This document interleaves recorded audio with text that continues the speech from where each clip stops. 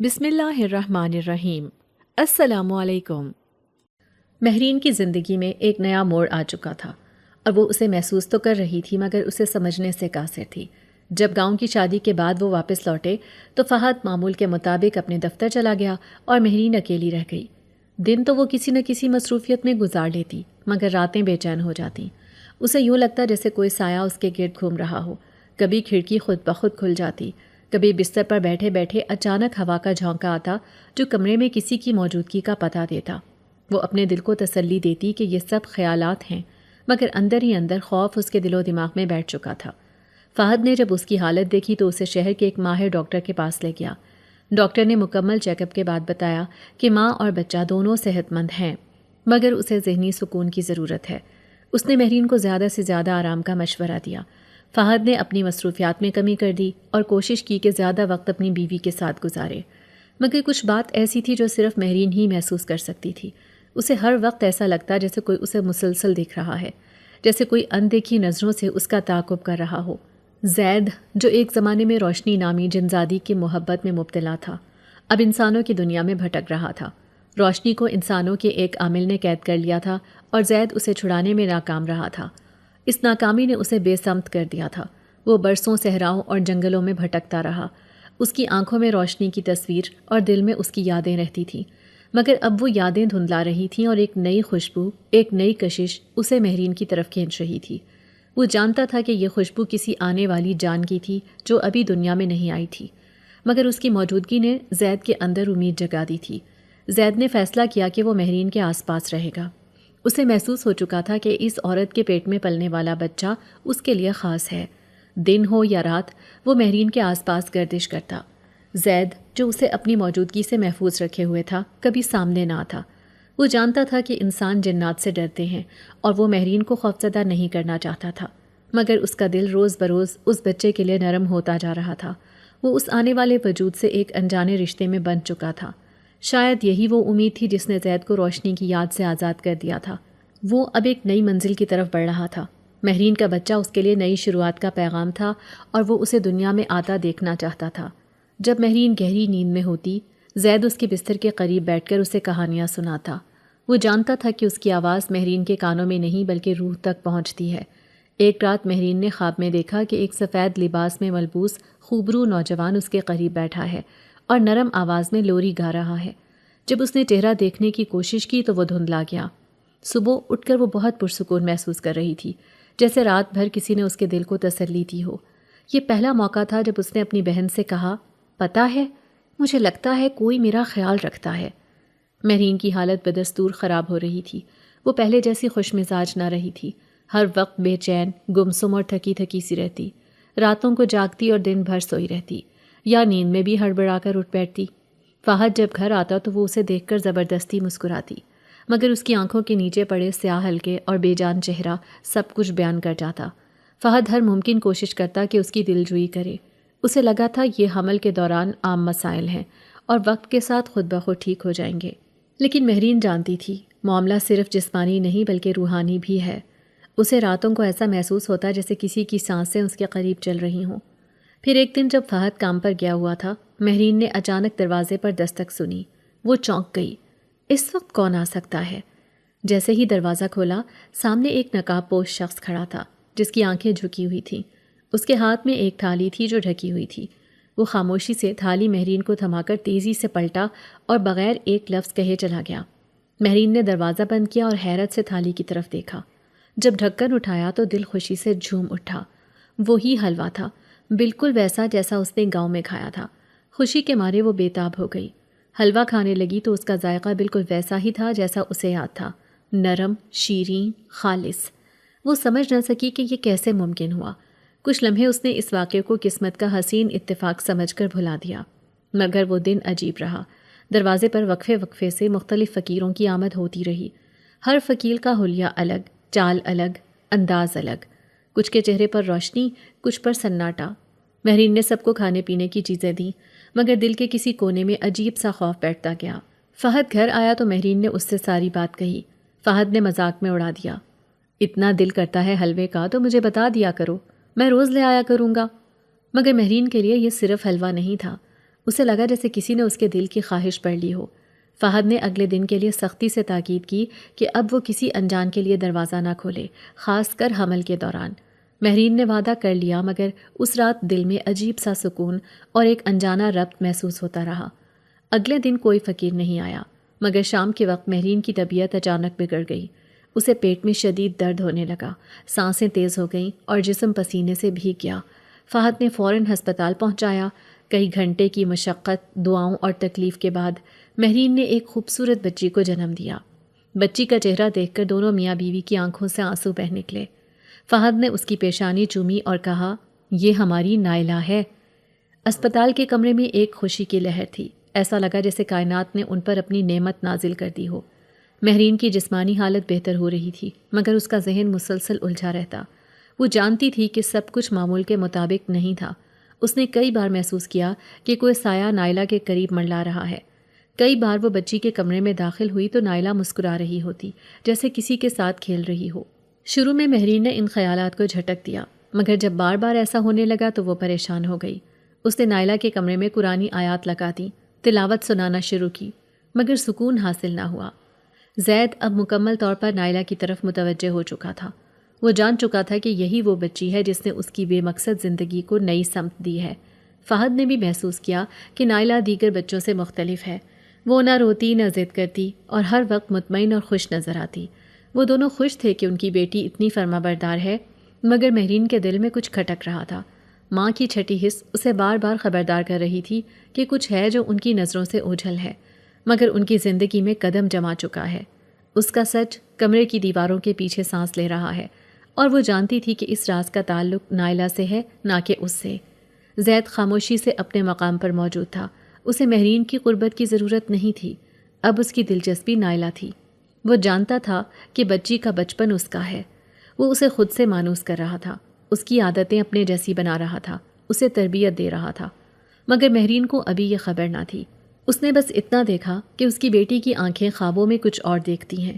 وہ خود سے باتیں کرتی ہے اور کبھی کبھی مہرین کو لگتا جیسے نائلہ کسی ایسی ہستی کو جواب دے رہی ہو جسے وہ نہیں دیکھ سکتی۔ نائلہ کا بچپن عام بچوں سے مختلف تھا۔ وہ ہمیشہ مسکراتی، خاموش اور خود میں مگن رہتی، نہ وہ ضد کرتی، نہ کبھی کسی چیز کے لیے روتی۔ مہرین اکثر دوستوں کو فخر سے کہتی، میری بیٹی تو جیسے کسی خوابوں کی دنیا میں رہتی ہے، نہ رونا نہ چیخنا۔ سب کہتے تم بہت خوش قسمت ہو، ایسی بیٹی ہر کسی کو نہیں ملتی، مگر مہرین کے دل میں کچھ خلش رہتی، جیسے کچھ پوشیدہ ہے، جیسے نائلہ کی خاموشی کوئی راز چھپا رہی ہو۔ وہ اکثر رات کو جاگ کر نائلہ کو سوتے ہوئے دیکھتی، مگر نائلہ کے چہرے پر ایک خاص مسکراہٹ ہوتی، جیسے کوئی اس کے قریب ہو۔ زید اب نائلہ کی دنیا کا حصہ بن چکا تھا۔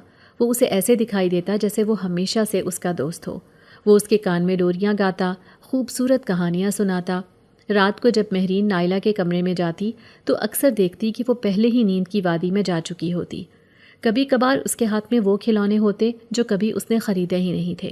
ایک بار تو مہرین نے نائلہ سے پوچھ ہی لیا، یہ کھلونا کہاں سے آیا؟ تو نائلہ نے ہنستے ہوئے کہا، انکل لائے ہیں، جو روز میرے پاس آتے ہیں۔ 5 سال کی عمر میں نائلہ نے پہلی بار کھل کر زید کا ذکر کیا۔ وہ بولی، ماما، انکل مجھے روز جھولا دیتے ہیں، ان کے پاس لائٹ والی چاکلیٹ ہوتی ہے، وہ بہت مزے کی ہوتی ہے، پاپا والی سے بھی زیادہ اچھی۔ مہرین کا دل دہل گیا۔ اس نے نائلہ کو گلے سے لگایا اور نرمی سے پوچھا، بیٹا کون انکل؟ نائلہ نے ماں کو ایسے دیکھا جیسے وہ مذاق کر رہی ہو۔ ارے ماما، آپ کو کیسے نہیں پتا؟ وہ جو روز رات کو میرے ساتھ کھیلتے ہیں۔ مہرین کو اب یقین ہونے لگا کہ نائلہ کی دنیا میں کوئی غیر مرئی ہستی ہے۔ مہرین نے فوراً فہد کو بتایا۔ فہد نے بات سنی تو سنجیدہ ہو گیا۔ کچھ لمحے سوچنے کے بعد بولا، یہ سنجیدہ معاملہ ہے، ہم اس کا حل ڈھونڈیں گے۔ اگلے دن وہ ایک پرانے عامل کے پاس گئے جو جنات کے معاملات میں خاص مہارت رکھتا تھا۔ عامل نے بات سن کر تعویذ تیار کیا اور تاکید کی کہ وہ نائلہ کے گلے میں باندھ دیں اور کسی قیمت پر وہ تعویذ نہ ہٹے۔ اس نے خبردار کیا، اس بچی پر جن ذات کا سایہ ہے، وہ اس سے تعلق جوڑ چکا ہے، تعویذ سے رشتہ ٹوٹ جائے گا مگر عارضی طور پر۔ مہرین نے بہت احتیاط سے نائلہ کے گلے میں تعویذ باندھا۔ پہلی رات نائلہ نے کچھ دیر کے لیے بے چینی دکھائی مگر پھر سو گئی۔ اگلے دن سے فرق واضح ہونے لگا۔ وہ زیادہ بولنے لگی، ارد گرد کے لوگوں سے بات کرنے لگی اور کھیلنے میں دلچسپی لینے لگی۔ مہرین اور فہد نے سکھ کا سانس لیا۔ انہیں لگا کہ انہوں نے نائلہ کو واپس پا لیا ہے۔ وہی نائلہ جو کبھی عام بچوں کی طرح نہ تھی اب پھر سے اسی رنگ میں ڈھلنے لگی۔ زید کو اس بندش کا احساس ہو چکا تھا۔ جیسے ہی وہ تعویذ نائلہ کے جسم سے جڑا وہ ایک دھند کی دیوار سے ٹکرا گیا۔ اب وہ اس کے قریب نہیں جا سکتا تھا۔ وہ دور سے دیکھتا اور اندر ہی اندر جلتا۔ وہ جان چکا تھا کہ انسانوں نے ایک بار پھر اس سے اس کی خوشی چھین لی ہے۔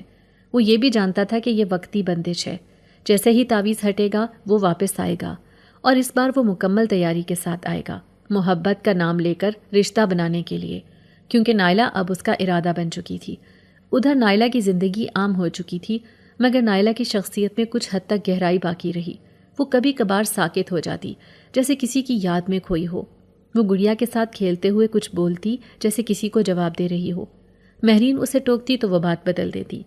ماں کے دل کو اب بھی کچھ تشویش تھی، مگر وہ خود کو تسلی دیتی کہ تعویذ نے سب ٹھیک کر دیا ہے۔ وقت تیزی سے گزرتا گیا۔ زید اپنی جگہ تڑپتا رہا۔ نائلہ کا بچپن آگے بڑھتا رہا۔ ایک خاموش جنگ جاری تھی، جس میں فی الحال انسانوں نے برتری حاصل کر لی تھی، مگر زید کے صبر کا پیمانہ لبریز ہو رہا تھا۔ وہ جانتا تھا محبت ہو یا انتقام، دونوں کے لیے وقت آتا ہے اور وہ وقت آ کر رہے گا۔ یہ خاموشی، یہ تعویذ، یہ انسانوں کی جیت سب وقتی تھی۔ زید کو یقین تھا نائلہ کا دل ایک دن پھر اسے یاد کرے گا۔ وہ جانتا تھا کہ بچپن کا رشتہ کتنا گہرا ہوتا ہے، اور وہ رشتہ چاہے وقت روک دے مگر ختم کبھی نہیں ہوتا۔ وقت کی رفتار بہت خاموشی سے سب کچھ بدل دیتی ہے، اور مہرین اور فہد کی زندگی میں بھی اب سکون آ چکا تھا۔ نائلہ اسکول جانے لگی تھی۔ وہ اپنی عمر سے بڑی سمجھدار تھی۔ استاد اس کی ذہانت کی تعریف کرتے اور ہم جماعت اس کی نرمی اور شرافت کے قائل ہو چکے تھے۔ وہ گھر آ کر چھوٹی چھوٹی باتیں ماں باپ سے شیئر کرتی، اسکول کی سرگرمیاں، دوستوں کی باتیں، اور کبھی کبھی کتابوں کے دلچسپ اقتباس۔ مہرین اور فہد کو لگتا جیسے خدا نے ان پر اپنی خاص رحمت نازل کی ہو۔ نائلہ وہ نائلہ نہیں رہی تھی جو تنہائی میں کسی غیر مرئی وجود سے باتیں کرتی تھی۔ تعویذ نے زید کی ہر یاد اس کے دل و دماغ سے مٹا دی تھی۔ نہ کوئی خواب، نہ کوئی سایہ، نہ کوئی سرگوشی، گویا سب کچھ ایک بھولا ہوا خواب بن چکا ہو۔ مہرین اکثر رشیدہ کے ساتھ مل کر گھر کے کام کاج نمٹاتی اور پھر نائلہ کے ساتھ وقت گزارتی۔ رشیدہ ایک وفادار، سادہ دل عورت تھی، جس نے کبھی کوئی سوال نہیں کیا۔ وہ جانتی تھی کہ ہر گھر کے اپنے راز ہوتے ہیں، اور بعض اوقات چپ رہنا ہی سب سے بڑی دانائی ہوتی ہے۔ فہد رشیدہ کی خدمات سے مطمئن تھا، اور مہرین کو بھی اس کے ہونے سے بہت سہولت میسر آ گئی تھی۔ نائلہ کے رویے میں وقت کے ساتھ جو تبدیلی آئی تھی وہ حیرت انگیز تھی۔ وہ نہ صرف ایک مطیع بچی تھی، بلکہ اپنے کاموں میں بھی نہایت منظم تھی۔ ہر چیز وقت پر، ہر کام مکمل، ہر بات میں سلیقہ۔ مہرین کبھی کبھی حیرت سے اسے دیکھتی اور سوچتی، یہ وہی بچی ہے جو کبھی چھت سے باتیں کرتی تھی، لیکن پھر دل کو تسلی دیتی کہ تعویذ نے ہر چیز درست کر دی ہے۔ دعا کرتی کہ یہ سکون ہمیشہ قائم رہے۔ زندگی نے ایک اور خوشگوار موڑ لیا جب مہرین نے دوسری بار خوشخبری سنائی۔ فہد کی خوشی دیدنی تھی۔ اس بار دونوں میاں بیوی نے مکمل احتیاط سے ہر قدم اٹھایا۔ اس بار نہ کوئی سفر، نہ غیر ضروری ملاقاتیں، نہ ذہنی دباؤ۔ فہد ہر دن مہرین کا خاص خیال رکھتا۔ نائلہ بھی ماں کی صحت کا خیال رکھتی اور خود سے زیادہ مہرین کا ساتھ دیتی۔ جب چھوٹی بہن حورین پیدا ہوئی تو گھر میں خوشیوں کا ایک اور باب کھل گیا۔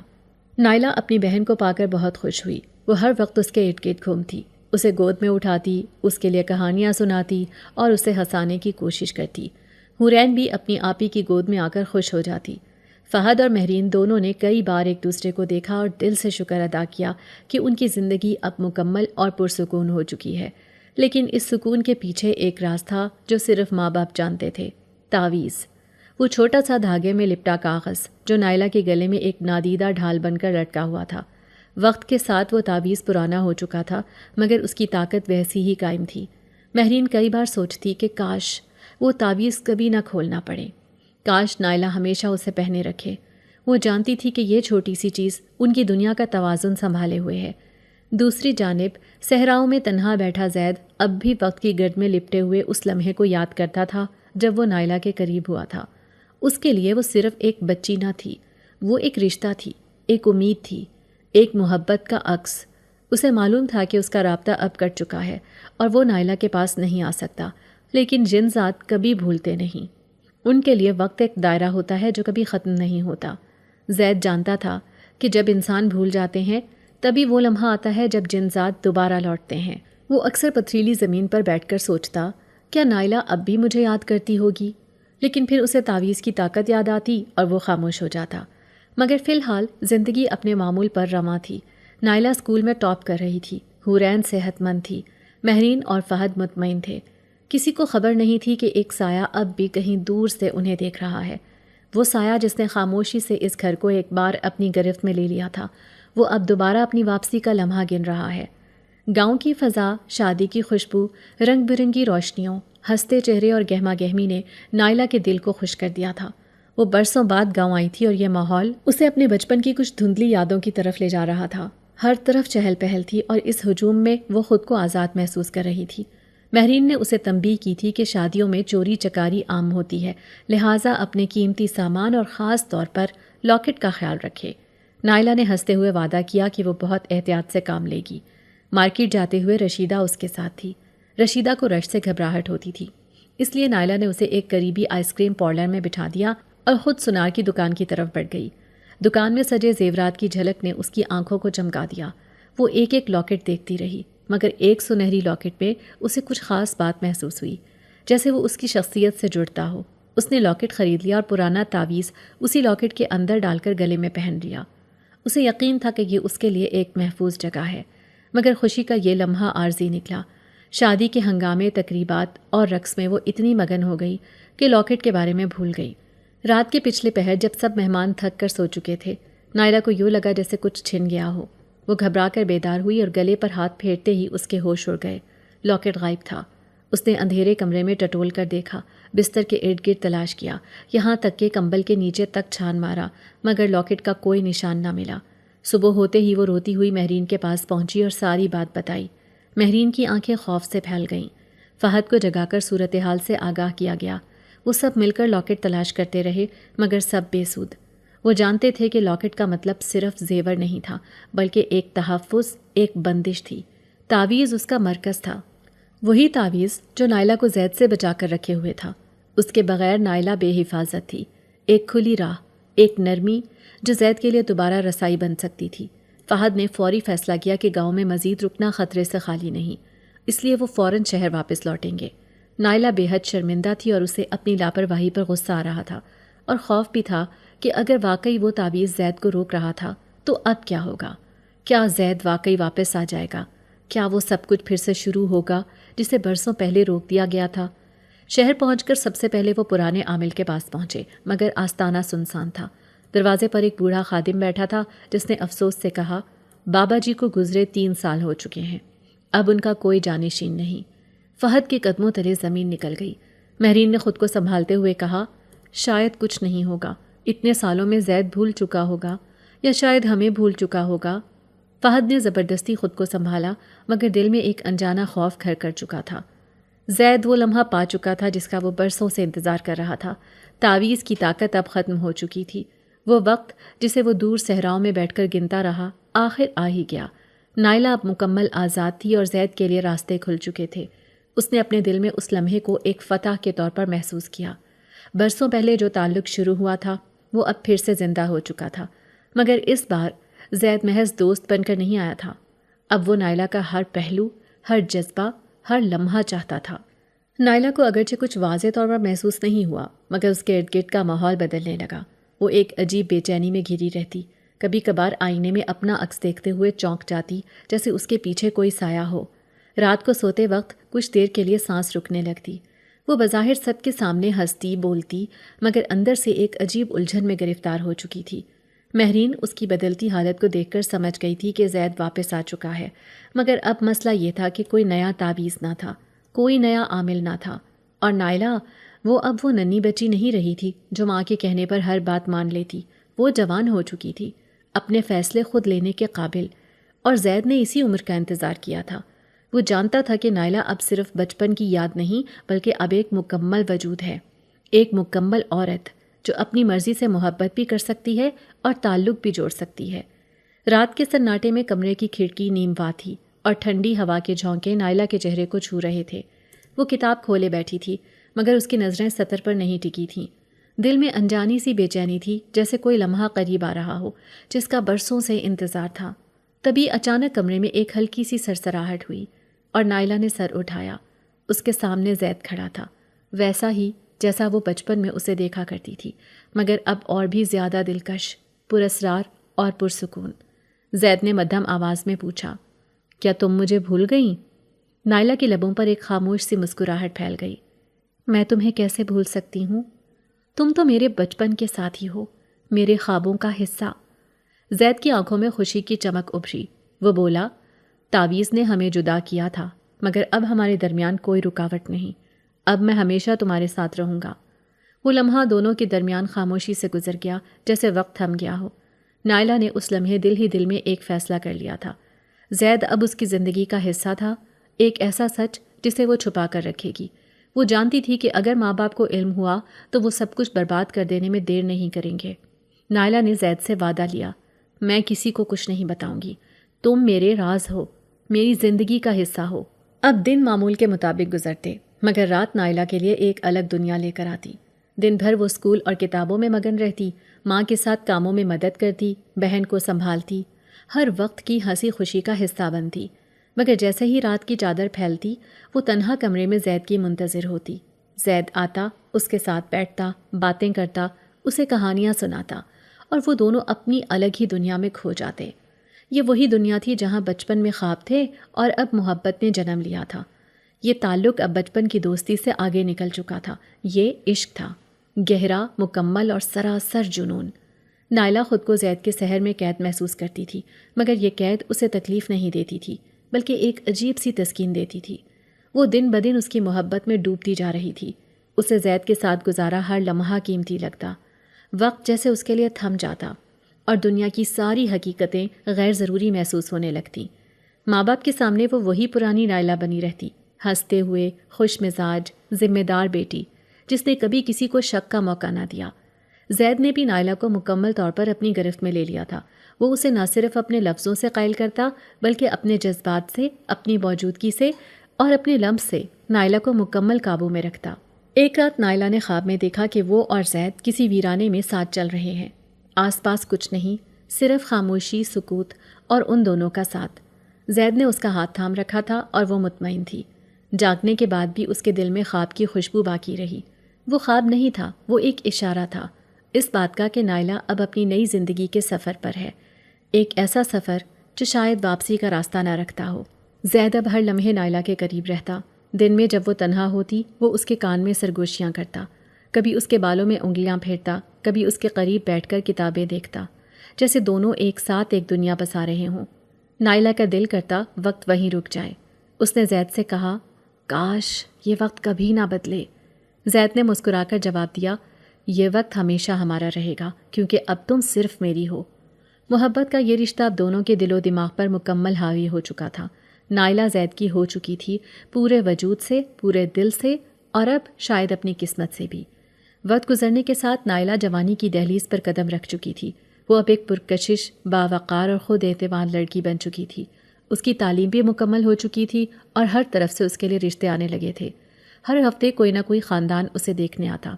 ہر ماں باپ کی خواہش تھی کہ ان کے بیٹے کو نائلہ جیسی سمجھدار اور حسین لڑکی ملے، مگر نائلہ ہر رشتے کو خاموشی سے، شائستگی کے ساتھ رد کر دیتی۔ کبھی پڑھائی کا بہانہ، کبھی دل نہ لگنے کا عذر، کبھی چھوٹی بہن کی ذمہ داری کا حوالہ۔ شروع میں فہد اور مہرین نے اس کے انکار کو سنجیدہ نہ لیا۔ انہیں لگا شاید ابھی وقت نہیں آیا یا نائلہ خود کو تیار نہیں سمجھتی، لیکن جب یہ انکار ایک تسلسل اختیار کر گیا تو فہد کو فکر ہونے لگی۔ آخر ایک دن وہ نائلہ کے پاس بیٹھا، نرمی سے پوچھا، بیٹا کیا کوئی خاص بات ہے؟ اگر تم کسی کو پسند کرتی ہو تو ہمیں صاف بتا دو، ہم تمہارے ساتھ کھڑے ہوں گے۔ نائلہ نے نظریں جھکا لیں، سانس بھری، پھر آہستہ سے بولی، بابا میں زید سے محبت کرتی ہوں اور وہ ایک جنزاد ہے۔ یہ سن کر فہد کے چہرے کا رنگ اڑ گیا۔ وہ جیسے کسی برقی صدمے سے گزر رہا تھا۔ چند لمحوں تک وہ بالکل خاموش رہا، پھر بلند آواز میں بولا، کیا بکواس ہے یہ؟ جنزاد؟ کیا تمہیں ہوش ہے کہ تم کیا کہہ رہی ہو؟ نائلہ کی آنکھوں میں آنسو آ چکے تھے، مگر اس نے ہمت سے کہا، بابا یہ میری محبت ہے، میرا حق ہے۔ میں جانتی ہوں وہ دوسروں جیسا نہیں، مگر وہ مجھ سے سچا پیار کرتا ہے۔ فہد کے صبر کا پیمانہ لبریز ہو چکا تھا۔ اس نے غصے سے اٹھتے ہوئے ایک زوردار تھپڑ نائلہ کے چہرے پر رسید کر دیا۔ کمرے میں سناٹا چھا گیا۔ نائلہ آنکھوں میں آنسو لیے ساکت بیٹھی رہی۔ مہرین جو آواز سن کر کچن سے دوڑی آئی یہ منظر دیکھ کر دہل گئی۔ وہ فوراً نائلہ کے پاس آئی، اسے گلے سے لگا لیا اور فہد کی طرف غصے سے دیکھا۔ آپ کو حق نہیں اپنی بیٹی پر ہاتھ اٹھانے کا، وہ آپ کی عزت ہے، اس کا مان ہے آپ۔ فہد کے سینے میں جیسے آگ بھڑک رہی تھی۔ وہ کمرے سے باہر چلا گیا۔ مہرین نے نائلہ کے آنسو صاف کیے، اسے پانی پلایا اور دھیرے سے کہا، بیٹا تم جو بھی محسوس کرتی ہو شاید وہ سچ ہے، لیکن جنات ہماری دنیا کا حصہ نہیں، ان سے رشتہ ممکن نہیں۔ میں تمہاری ماں ہوں، تمہیں سمجھاؤں گی۔ زید کو بھول جاؤ ورنہ یہ محبت تمہیں لے ڈوبے گی۔ نائلہ نے سر ہلا دیا۔ وہ ماں کے سامنے سر جھکا کر بولی، ٹھیک ہے مما، میں زید کو چھوڑ دوں گی۔ مہرین نے سکون کا سانس لیا، اسے گلے لگایا اور ماتھے پر بوسہ دیا، مگر نائلہ کی خاموشی میں چھپی ضد مہرین نہ پڑ سکی۔ وہ زید کو چھوڑنے کے لیے تیار نہ تھی۔ اس نے دل میں فیصلہ کر لیا کہ وہ اس سے الگ نہیں ہوگی۔ وہ جانتی تھی کہ جو رشتہ اس نے زید سے جوڑا ہے وہ ٹوٹنے والا نہیں ہے۔ رات گہری ہو چکی تھی اور سارا گھر نیند کی آغوش میں تھا۔ نائلہ نے آہستہ سے دروازہ کھولا، اپنی چپل اتاری اور خاموش قدموں سے باہر نکل آئی۔ دل زور زور سے دھڑک رہا تھا، جیسے ہر دھڑکن ایک نیا گناہ ہو، مگر آنکھوں میں ایک عجیب روشنی تھی، ایک امید، ایک خواب۔ زید باہر انتظار کر رہا تھا، لمبے قد، چمکدار آنکھوں اور سحر انگیز وجود کے ساتھ۔ جیسے ہی نائلہ قریب آئی وہ مسکرایا اور کہا، آج تم نے وہ قربانی دی ہے جو کم ہی کوئی دیتا ہے۔ تم نے سب کچھ پیچھے چھوڑ دیا، اپنا گھر، ماں باپ، شناخت۔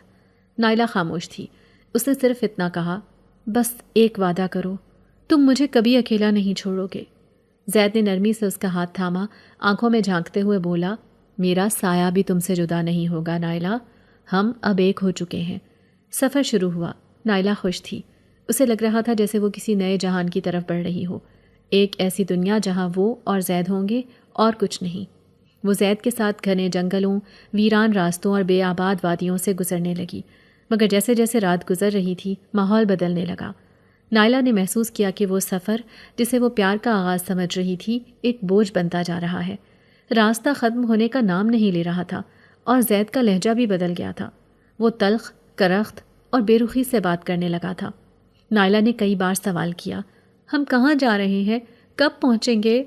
مگر زید ٹال دیتا۔ ایک شام جب وہ مکمل تھک چکی تھی، اس نے زید کے سامنے کھڑے ہو کر سختی سے پوچھا، اب سچ بتاؤ، یہ سب کیا ہے، ہم کہاں جا رہے ہیں؟ زید نے چند لمحے خاموش رہنے کے بعد گہری سانس لی اور کہا، اب وقت آ گیا ہے کہ تم حقیقت جانو۔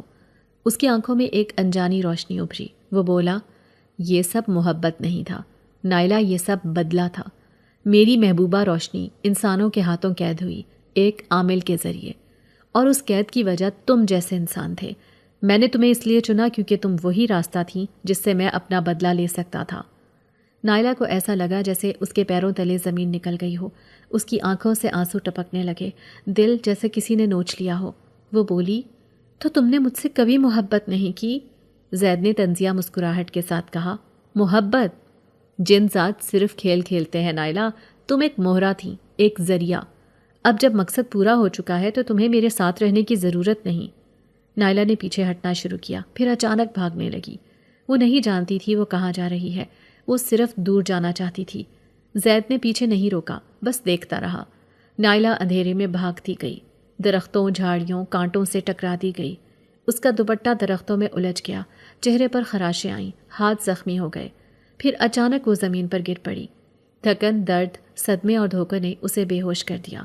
وہ جھاڑیوں کے درمیان پڑی رہی، نڈھال، زخمی اور تنہا۔ رات گزرتی گئی، جنگل میں جانوروں کی آوازیں گونجتی رہیں، لیکن نائلہ کے جسم میں حرکت نہ ہوئی۔ کہیں دور ایک الو چیخا، ہوا کے جھونکے تیز ہو گئے اور درختوں کے سائے خوفناک شکلیں اختیار کرنے لگے۔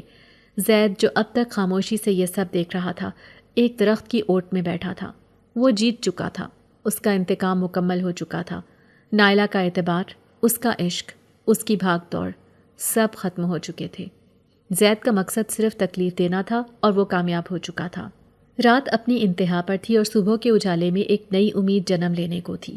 نائلہ کا دل جو ایک جنزاد کی محبت میں برباد ہو چکا تھا، اب ایک نئے سفر پر روانہ ہونے والا تھا، دھوکے سے سچ کی طرف، کمزوری سے طاقت کی طرف۔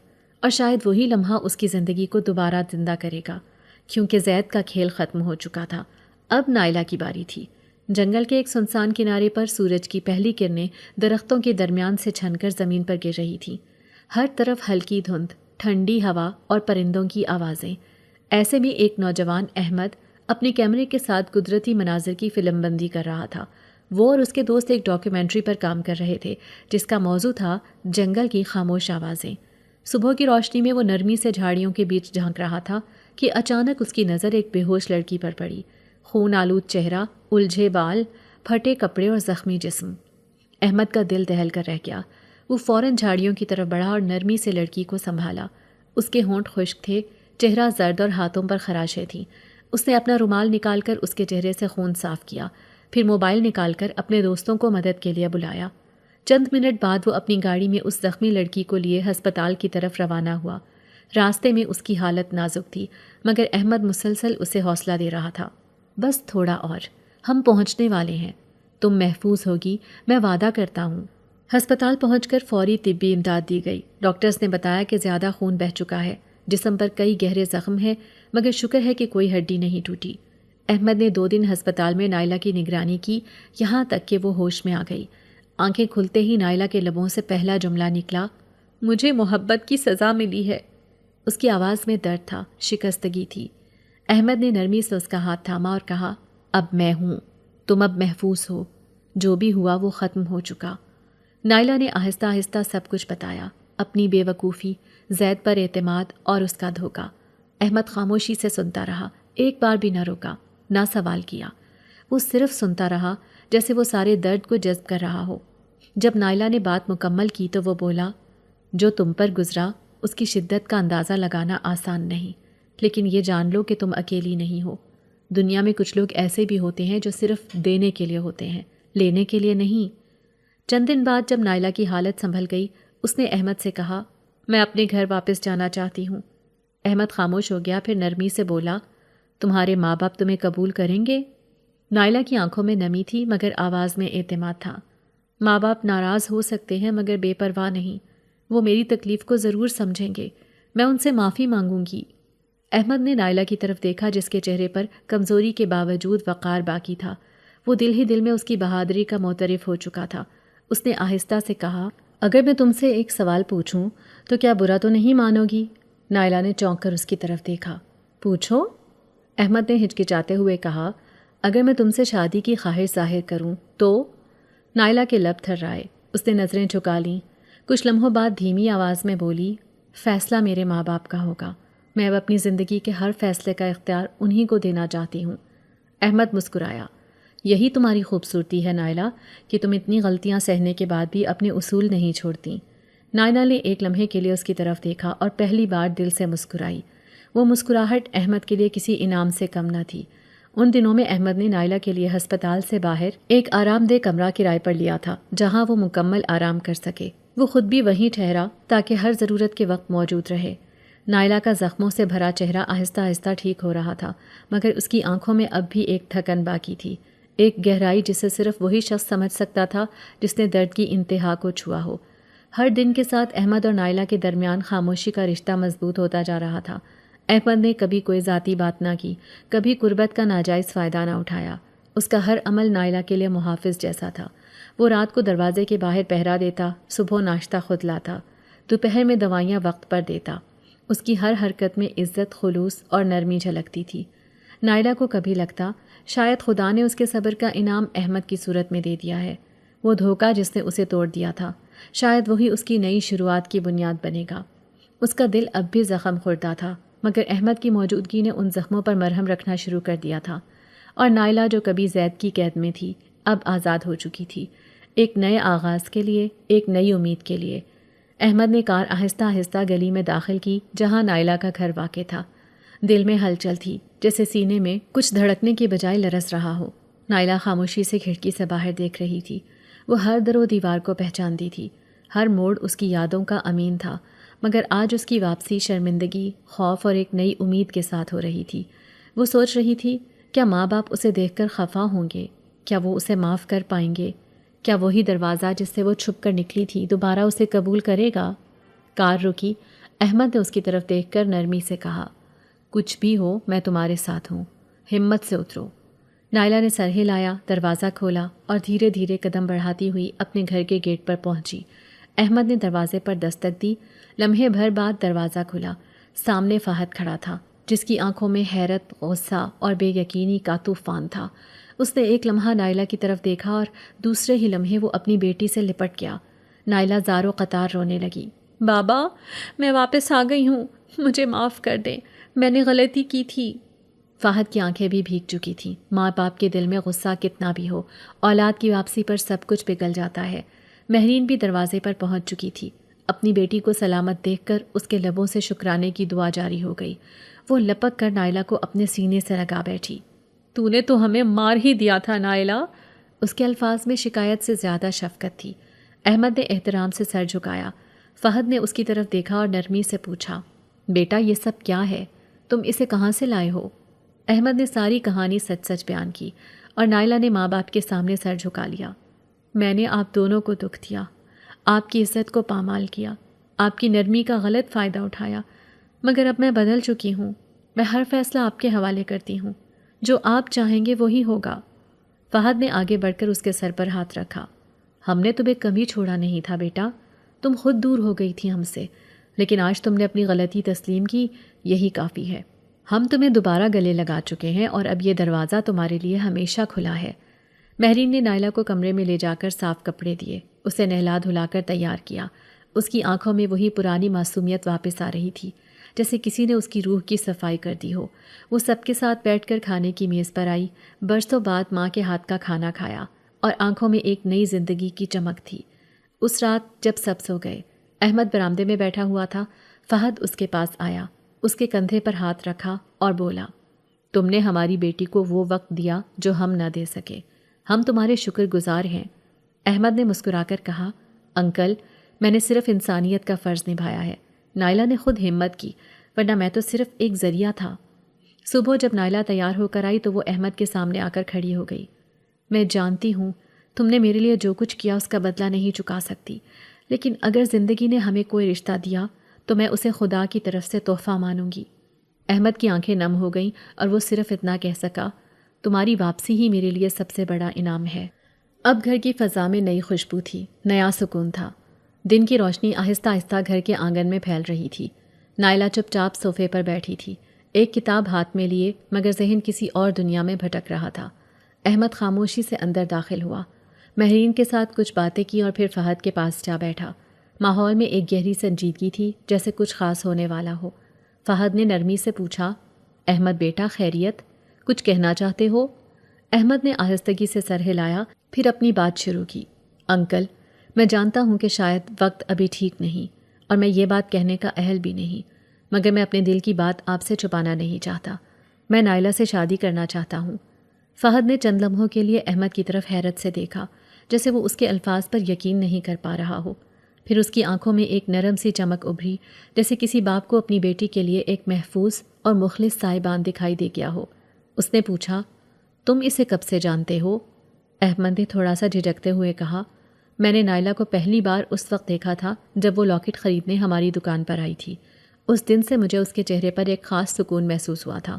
میں جانتا تھا کہ وہ کسی خاص مقصد سے آئی ہے۔